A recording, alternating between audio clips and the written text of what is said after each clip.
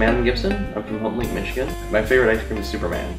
I like creating things. I mean, when in my childhood, I played video games 16 hours a day. Yeah, I consider myself a computer geek. I mean, I don't care. I haven't cared since day one. In California, they call them hackers.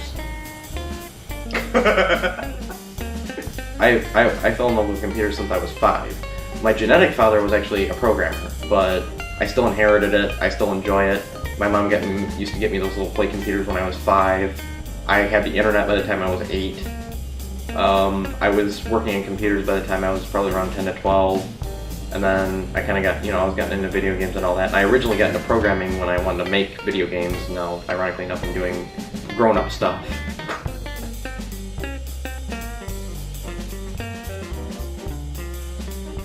So, in my spare time, I do artificial intelligence classes right now.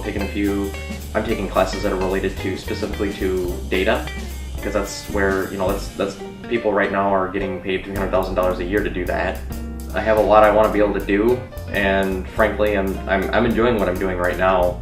But a lot of my personal projects, I fully plan on turning those into production systems that I'm going to use.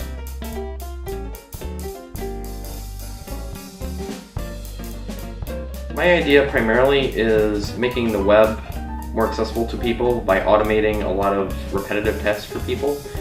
So for example, you have a Google search and you have to scroll through all these pages and all that. Well, why can't you just get back a direct answer? We have people, we have IBM and all these people playing around with all these systems that are able to answer questions for people, but they're not giving it down to the consumer. I want to put this at eye level for people to be like, oh, this is what we're doing nowadays. We're actually in the future now. I want people to realize that. For example, one competitor is iContact. They have Facebook, Twitter, and email messaging. They have basic templates and all that.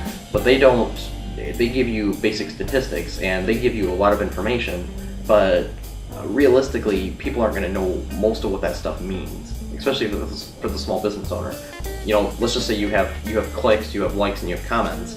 Well, what if I could just condense all that for you and just give you one nice line? They don't do anything like that for you. So I have a social media marketing system where people can type in messages and they can cross-post to different social networks.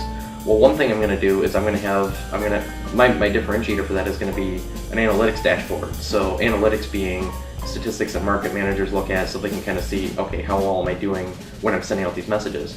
Also, being able to figure out, okay, let's just say you have a brand score. It's just on the internet, you will have the system be able to give you one number saying, how well am I doing on the internet today? I guess my biggest hurdle right now that the SmartZone is helping me with is business development and kind of turning me into, going from the tech guy to the CEO. As far as this goes, I wouldn't be here if it wasn't for the fact that I have the support structure that I did. I mean, essentially, Marilyn's been instrumental in introducing me to a lot of the right people. John was instrumental in getting me set up with, a general business structure. At the time, at first, I came to him just as a kid with an idea, and he kind of got me set up, and he kind of got me set up in the incubator here. And without all the support, I'd probably still be in school. My business wouldn't have succeeded, and I'd be trying to work for somebody probably.